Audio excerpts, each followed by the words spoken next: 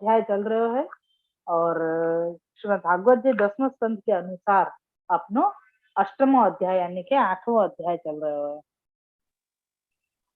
और अपने श्लोक में है अपन 16वें श्लोक में चल रहे हैं अपन।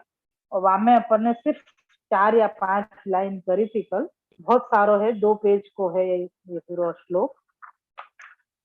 तो अपन को थोड़ा थोड़ा जा प्रकार से समझ में आएगा ये ठाकुर जी के नाम, रूप और लीला यानी कि जो गुण है, जो कार्य आप करे हैं तो वो सब नित्य हैं और सदा आनंद देने वाले हैं। इसलिए अभी तक भी भक्तों को उस स्वरूप के दर्शन का अनुभव आनंद होता ही है। यानी गोवर्धन धारण अपन जब भी नाम लेंगे तो वहां के लीला को स्मरण होएगो और वो स्वरूप कैसे प्रकार से आपने क्या भाव भंगिमा तो आप छाड़े हैं, विराज रहे हैं, क्या प्रकार कर रहे हैं आप, वो भी अपन को दर्शन होंगे, स्मरण होएगो। तो वाको आनंद को अनुभव अपन जब भी आज भी या समय भी वो नाम लेवे तो अपन को वो सब कुछ पुरायमान होवे है। तो यानी आपको स्वरूप, नाम और लीला तीनों ही ये अद्यावपि यानी या समय भी अपन को आनंद देने वालों है। अतः इस भगवान कृष्ण के अनंत नाम और रूप हैं। श्री नंदराय जी में आदि देविक वसुदेव स्वरूप होते हुए भी इस अर्थ का बोध नहीं होता है।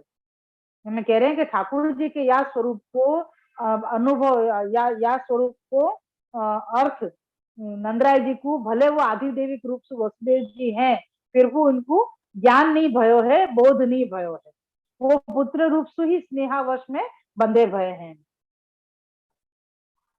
अर्थात यह अर्थ असत्य नहीं हो सकता है और स्तुति के लिए गुण एवं कर्म के बिना भी कल्पित नाम और रूप कहे जाते हैं। इन दोनों शंकाओं के मिटाने के लिए कहते हैं कि इस कृष्ण, श्री कृष्ण के जो नाम और रूप है वे गुण और कर्मानुकूल ही है।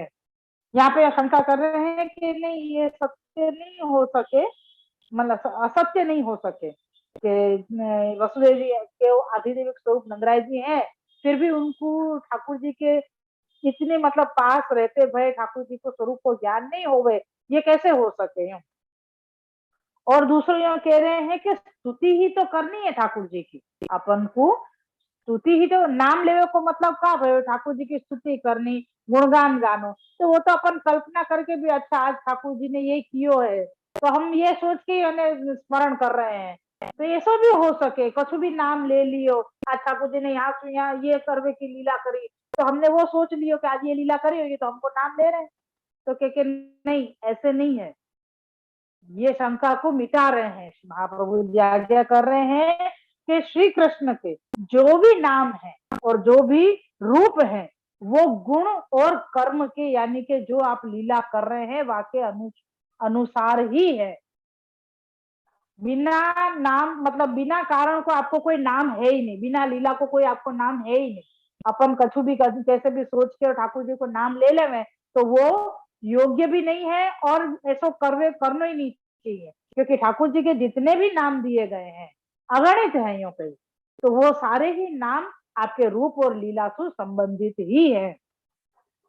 जैसे कि अलौकिक औदार्यादि, औदार्य उदारता, अलौकिक औदार्य आदि गुण और कालीय दमन आदि अलौकिक कर्मों के कारण नाम भी अलौकिक है। ठाकुर जी ने उदारता करी तो वाक्य प्रमाण में आपको वह प्रकार को नाम है, और कालीय दमन कियो तो वो अलौकिक कर्म है तो वह प्रकार से आपके नाम है। यानी कोई भी नाम आपको बिना गुण या बिना कर्म को नहीं है। यासु कह रहे हैं कि वो सब अलौकिक ही हैं। क्यों? क्योंकि आप स्वयं अलौकिक हैं। तो यासु आपके सारे ही नाम, सारे कार्य, लीला वो सब कछु अलौकिक ही है। इन गुण, कर्म और नामों की अलौकिकता को मैं जानता हूं। और ये गर्गाचार्य जी यहाँ पे नंदराय जी से कह रहे हैं कि ये सबको पता नहीं है, लेकिन मैं नंदराय जी से कह रहे हैं कि मैं इनके सारे अगणित जो गुण हैं वो और कर्म और सारे नामन की जो अलौकिकता है वो सब मैं जानू। सामान्य लोग नहीं जानते हैं। यद्यपि जन समूह इन नामों का उच्चारण करते हैं, व्यवहार में लाते हैं, तो भी उनमें इनकी अलौकिकता के समझने की विचार शक्ति का अभाव है, इसलिए नहीं जान सकते।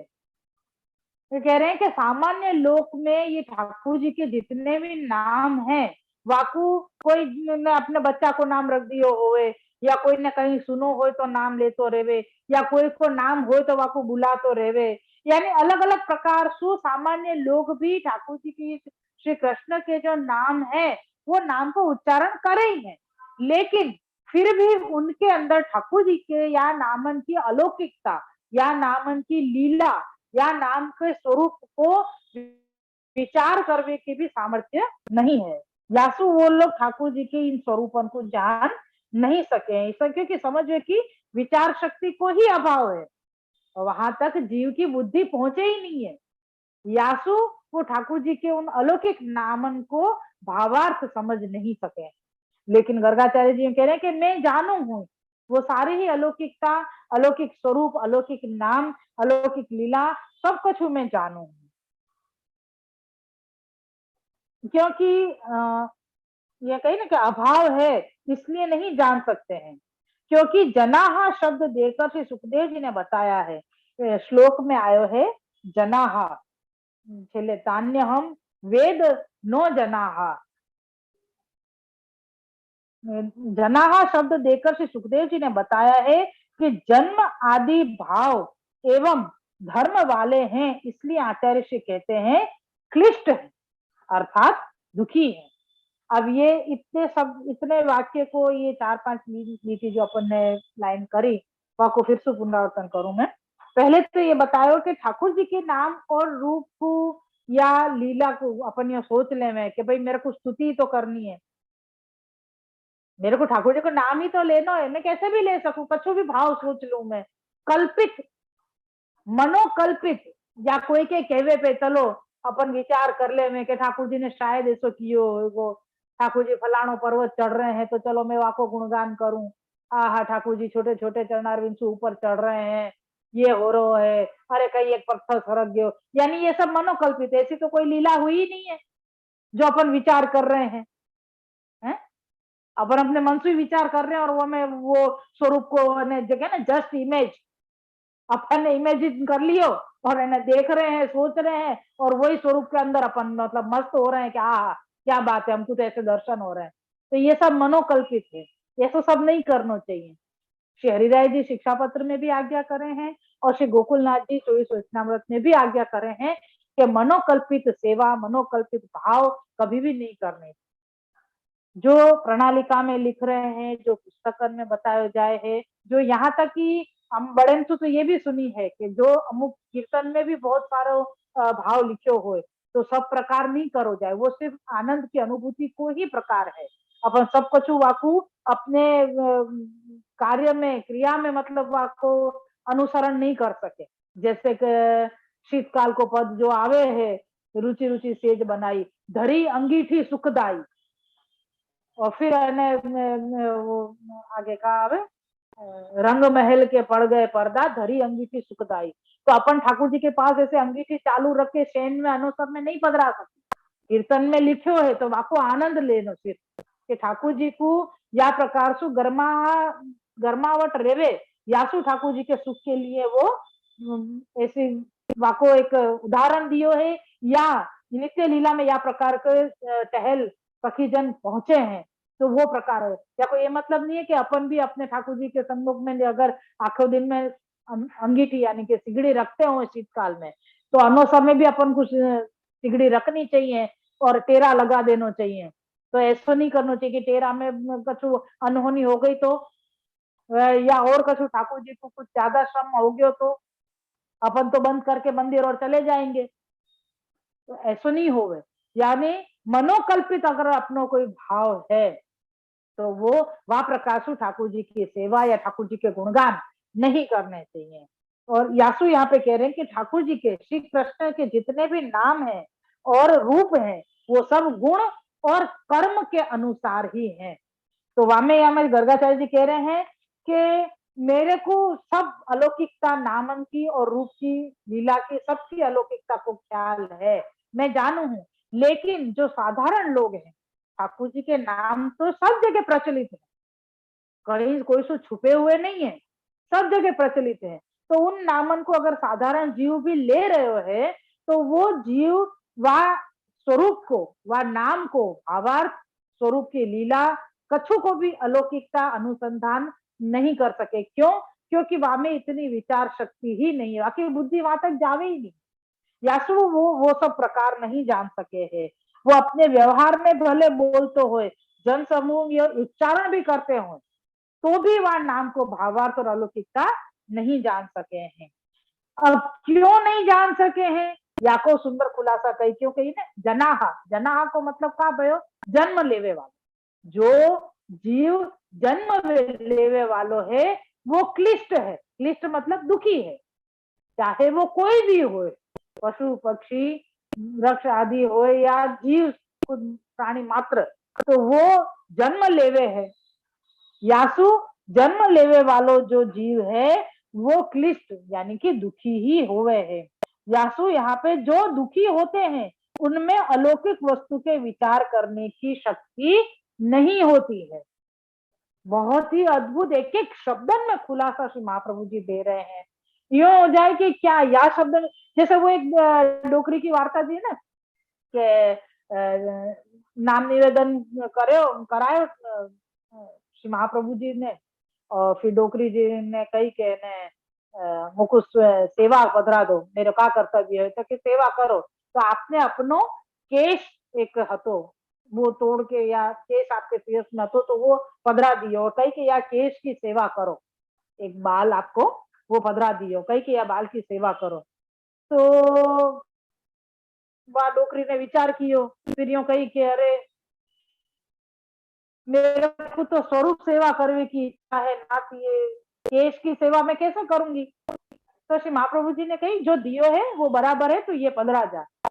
तो कहे नहीं नहीं, मेरी बहुत इच्छा है कि मैं स्वरूप सेवा करूं, मेरा मनोरथ है। तो श्री महाप्रभु जी ने कहा अच्छो ऐसो काम कर, एक काम कर, तो ये केश है या को ले जाके जमुना जी में पधरा दे, वहां पे को जो स्वरूप प्राप्त हो तू पधरा के ले, यो मैं पुष्ट कर दूं। और वो डोकरी गई, खुश होती होती गई जमुना जी में, केश पधरायो, केश पधरा दियो, तो आपके तो रोम रोम में कोटि गोवर्धन नाथ जी विराजे, आपके तो रोम रोम में कोटि गोवर्धन नाथ जी विराजे। केश यमुना जी में पधराते ही सारे स्वरूप बाहर पधारवे लगे। तो वाने जैसे ही इन्हें बालकृष्ण जी के स्वरूप देखे, तो हाँ इसी खुश हो गई, कि हाँ ये स्वरूप पधरा, इतने में दूसरा स्वरूप बाहर प्रकट गए, तो वो ज्यादा सुंदर लगे। तो पहले वाला स्वरूप छोड़ के दूसरे स्वरूप को लेवे दौड़ी, तो दूसरे स्वरूप को ले दौड़ी, तो वहां पे ने आप गोवर्धन नाथ जी पधारे, तो उनको देख के वो और ज्यादा लालायित हो गई, तो वो तीसरे स्वरूप को लेवे के लिए दौड़ी। ऐसे करके बहुत सारे स्वरूप पधारे। दूसरे स्वरूप को लेवे जाए तो पहले स्वरूप तिरोधान हो जाए, यानी कि पधार जाए, वापस चलो जाए। ऐसे एक स्वरूप को लेके ले जावे, अंत में ऐसा भयो कि एक भी स्वरूप बाके हाथ में नहीं आए। जो कि मैं या वारदा जी ने यहाँ पे ये नहीं कहना चाह रही हूँ, वो जो कि रोती रोती ठाकुर जी महाप्रभु जी के पास वापस गई कि ना मेरे तो वो केश भी, मेरे को तो वो केश ही पधरा दो आप, स्वरूप से एक भी पधारे नहीं। तो कह रहे कि वो केश तो मैंने तो को दिया था, तो कि वो तो मैं जमुना जी में पधराया ही, तो कि अब तो तू जाने, तो केश भी गए और स्वरूप भी गए। तो यानी मतलब कहने को कि मैं ये स्वरूप लाऊं कि ये स्वरूप लाऊं, मेरे को खाली इतना ही लेना या वार्ता जी में। मैं ये नहीं कह रही हूँ कि मैं को या प्रकार से मैं या में सु कछु भी मेरे से छूट जाए, मैं सब कछु हृदय में संजोना चाह रही हूँ। या में से एक एक स्वरूप जो पधार रहे हैं, वो सब स्वरूप के लिए मेरे हृदय में इतना विशाल हृदय हो जाए कि आप सब स्वरूप विराज जाओ। मेरे को तो यही करना है कि सब स्वरूप मेरे पास रहे, कोई भी मेरे साथ कुछ जावे नहीं। तो ये होवे कि ये शब्द समझायो, ये वाक्य समझायो, आहा कितना सुंदर समझायो, कितनी सुंदर बात कही आपने। ऐसो स्वरूप है, ऐसी अलौकिकता है। फिर ये कही कि हाँ ये जीव है ना, जन्म लेने वाला जीव है, या में इतनी विचार की शक्ति नहीं है। क्यों? क्योंकि ये दुखी रहे, जन्म मरण के चक्कर में चल रहे, या तो ये जीव हमेशा दुखी ही रहे, और जो जीव दुखी रहे वो ठाकुर जी के स्वरूप को क्या जाने को। यानी कितनी हकीकत, कितनी सत्यता है आपके एक एक शब्द के अंदर। तो यूं हो जाए कि अपन जो जीव समझ रहे हैं या समय अपन जी रहे हैं जो, तो वो वह चीज को कैसे समझे, कैसे पकड़े वह बात के जीव जो जन्म लेवे वालो है वो दुखी ही रेवे है, और दुखी रेवे वालो जीव ठाकुर जी को स्वरूप नहीं जान सके। यासु अपन लोगों को दुखी नहीं रहना है, क्यों? क्योंकि अपन श्री वल्लभ की चरणारविंद के शरण में है। अगर दुखी रहेंगे तो ठाकुर जी को नहीं पहचान सकेंगे, ठाकुर जी के स्वरूप को नहीं जान सकेंगे। तो हमेशा शरण की भावना करते रहना। यासु तो श्री महाप्रभु जी ने आज्ञा करी है तादृशी नवरत्न में आज्ञा करी है ना, निवेदनम तो स्मर्तव्यम सर्वथा तादृशी जनी। सतत सत्संग को प्रकार या वो चलाते रहो भगवत जी के साथ में, ताकि ठाकुर जी को स्वरूप सतत अपना दुख याद ही नहीं आवे।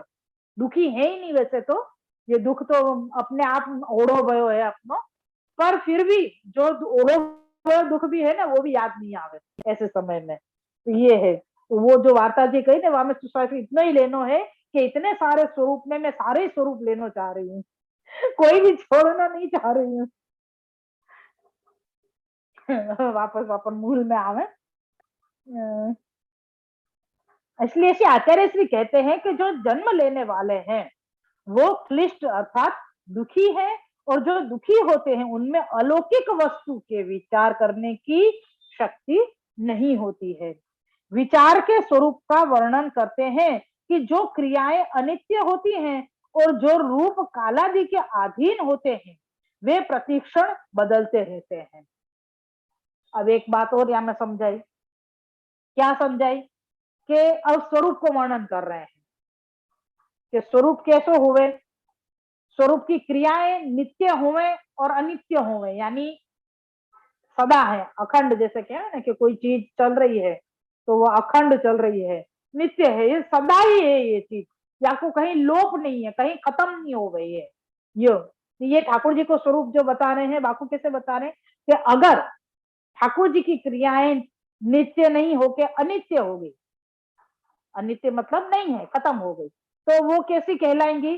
कालाधीन। यानी ये समय निकल गए हो तो ये चीज खत्म हो गई, काल के अधीन है।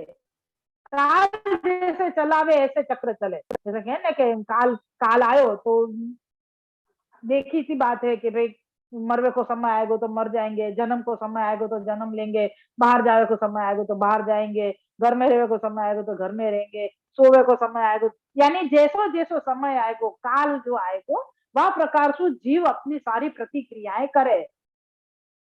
लेकिन अगर ठाकुर जी की लीला अनित्य हो गई और कालाधीन हो गई तो वो तो प्रतिक्षण बदलती रहेगी। आज ये कार्य किए हो तो कल दूसरा कार्य करेंगे हम या टाइम पे, जरूरी तो नहीं है कि हम या समय में यही काम करें, लेकिन नहीं, कालाधीन हुए तो प्रतिक्षण बदलते रहेंगे। ऐसे ही जो क्रिया अनित्य एवं कालाधीन रूपों से जिन नामों का संबंध होता है वे नाम निश्चित सत्य से संबंध रहित होंगे, होने से निरर्थक होते हैं। मैं फिर से पूरी लाइन पढ़ूंगी, एक बार मैं समझा दूं। यहाँ कही कि काल सु अधीन जो भी क्रिया है, यानी कि जो भी लीला है अगर काल सु अधीन है तो उन क्रियान की, उन लीलान को स्मरण करवे सु, उन लीलान को स्मरण करवे सु कोई भी प्रकार को भाव उत्पन्न नहीं होए को वो नाम लेनो निरर्थक हो जाएगा। समझ में आई? जो लीला काल के अधीन होए, क्यों अपन हर साल जन्माष्टमी मनावे, क्यों अपन हर साल हिंडोला करें, क्यों अपन हर साल उष्ण काल, शीतकाल, हर एक प्रकार के उत्सव हर साल करने की क्या जरूरत है? आज जन्माष्टमी मना ली ने, हो गयो, अगले साल वापस जन्माष्टमी करने की क्या जरूरत है? दूसरे और कोई उत्सव है नहीं का अपने पास? लेकिन नहीं, वो ठाकुर जी की नित्य की लीलाएं हैं। दान लीला आ गई, रास लीला आ गई, ये सब कुछ नित्य है। तो वो अपन गुणगान कर रहे हैं या वो मनोरथ कर रहे हैं, वो उत्सव कर रहे हैं, तो वासु अपन को अधिदेविकता बढ़ेगी, अलौकिकता बढ़ेगी। क्यों? क्योंकि ये सारे अलौकिक चरित्र हैं, ये सारे लीलाएं अलौकिक हैं, ये काल के अधीन नहीं है, ये काल से बंधी हुई नहीं है, यासु ये नित्य है। लेकिन अगर कोई ऐसी लीला अपन को जानने आवे तो वो अनित्य होवे, काल के अधीन होवे, ऐसी लीला को अगर अपन गुणगान कर रहे हैं तो वासु अपनी आधिदेविकता नहीं बढ़ेगी, वो नाम लेनो निरर्थक कहवाएगा। समझ में आई? कि वो नाम लेनो निरर्थक यानी अर्थहीन हो जाएगा। मैं फिर से पूरी लाइन ये वापस से पढ़ूं, श्री महाप्रभु जी की आज्ञा कर रही है। वो क्लिष्ट है अर्थात दुखी है, जो दुखी होते हैं उनमें अलौकिक वस्तु के विचार करने की शक्ति नहीं होती है, विचार के स्वरूप का वर्णन करते हैं। जो विचार अपन कर सके, इतनों वाको स्वरूप को वर्णन कर रहे हैं कि क्रियाएं अनित्य होती हैं और जो रूप कालादि के अधीन होते हैं वे प्रतिक्षण, प्रतिदिन भी नहीं, प्रतिक्षण बदलते रहते हैं। ऐसी क्रियाएं अनित्य एवं कालाधीन रूपों से जिन नामों का संबंध होता है वे नाम निश्चित सत्य से संबंध रहित होने से निरर्थक होते हैं, जिनका कोई अर्थ नहीं। ऐसे नाम अंतःकरण को शुद्ध नहीं कर सकते हैं। समझ में आए? ऐसे नाम अंतःकरण को शुद्ध नहीं कर सकते हैं। क्यों? क्योंकि भगवान के स्वरूप को कालाधीन समझ लेवे, तो कालाधीन समझ लेंगे तो अंतःकरण शुद्ध कहां से होगा? हम भी कालाधीन, प्रभु भी कालाधीन, तो फिर मतलब क्या तुमने और हम ठाकुर जी में फर्क क्या रहे हो, हम में और ठाकुर जी में? तो कह रहे हैं कि ठाकुर जी के ऐसे जो नाम हैं जो कालाधीन अगर हुए तो ऐसे नाम अंतःकरण को शुद्ध नहीं करे हैं। आज अपन यहीं तक रखेंगे। श्री वल्लभाधीश की जय। अभी तो 1.5 पेज और है, और एक एक शब्द को समझेंगे तो खूब आनंद आएगा। बहुत सुंदर बतायो कि आपको नाम या आपके रूप को मनोकल्पित रीत से कोई भी प्रकार के भाव करके और वा प्रकार से नहीं वा को मनन मतलब स्मरण नहीं करना चाहिए, नाम भी नहीं लेना चाहिए, ऐसी कोई लीला भावना करनी ही नहीं चाहिए। दूसरों ये बतायो कि आपकी अलौकिकता, गर्गाचार्य जी कह रहे हैं कि मैं कुछ जानो हूं, मैं सब कुछ हूँ, लेकिन जो लौकिक जो सामान्य लोग हैं वो अपने रोजिंदी जिंदगी में वाको उच्चारण भी अगर करते हो, जैसे कोई बच्चा को नाम रखे हो, कोई के पति को नाम होए, कोई अपने बड़े बूढ़े को नाम होवे, कछु भी होए, या कोई कारण सर अपन वो नाम लेते हुए, तो वो नाम को भावार्थ फिर भी वो समझ नहीं सके हैं। क्यों? क्योंकि वो जीव है, जन्म लेवे हैं, मरण जन्म मरण के चक्कर में है, यासु क्लिष्ट यानी के दुखी हैं, और दुखी जो लोग हुए उनको अलौकिकता को विचार नहीं आ सके, यानी कि वो ठाकुर जी के स्वरूप को जान नहीं सके हैं।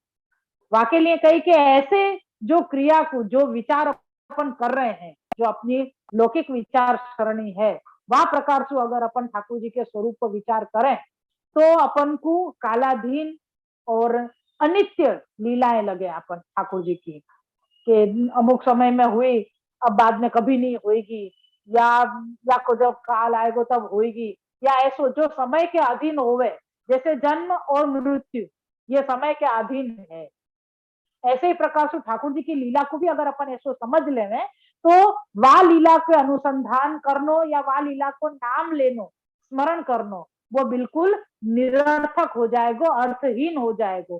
ऐसो जो नाम है वो अगर अपन लेंगे, ऐसो गुणगान अगर अपन करेंगे तो अपने अंतःकरण की शुद्धि कभी नहीं होगी, क्योंकि ठाकुर जी की लीला तो नित्य है और कालाधीन नहीं है। ये प्रकार आज अपने सुबोधनी जी के 16वें श्लोक में आयो है। श्री वल्लभाधीश।